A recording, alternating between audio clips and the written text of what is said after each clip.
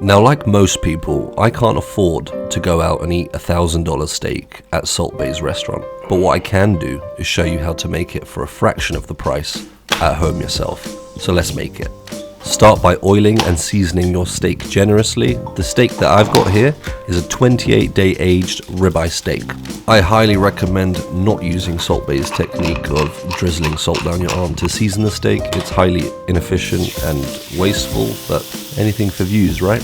2 minutes on each side on a medium to high heat should get you a nice sear and a nice color on your steak. Drop the heat, then go in with a few knobs of butter, some fresh garlic and fresh rosemary. Once that's gone in, you're going to baste your steak. Take your pan, tilt it towards you, and with a spoon, you're just going to lather that flavored, frothy butter all over your steak. Once the steak is done, we're going to rest it between 5 and 10 minutes. While it's resting, we're going to make it all fancy with our beautiful 24 karat gold. Now, these gold sheets are very thin and very delicate, so the technique that I adopted was dipping my fingers in water so that the gold would stick to them, and then bringing that gold over and gently laying it on top of the steak, ensuring it sticks. Once the steak was covered, I just took a brush and just made sure to brush all the gold down, making sure it's nice and flat.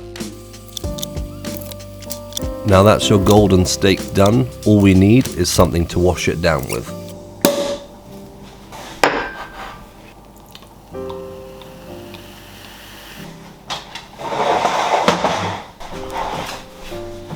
This right here is why I love making food videos, because it's 10 AM on a Wednesday and I'm having a golden steak with rosé champagne.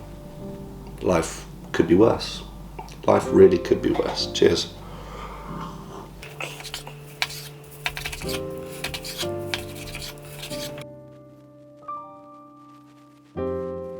Alright, let's taste a golden steak. I've tasted gold before.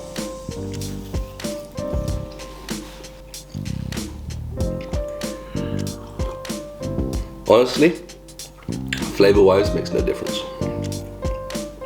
I was expecting like a metallic kind of taste, but no, nothing. Taste of just a steak, so definitely not worth overpaying for a golden steak. Unless you're an Instagram model trying to make it out there. Good luck to you.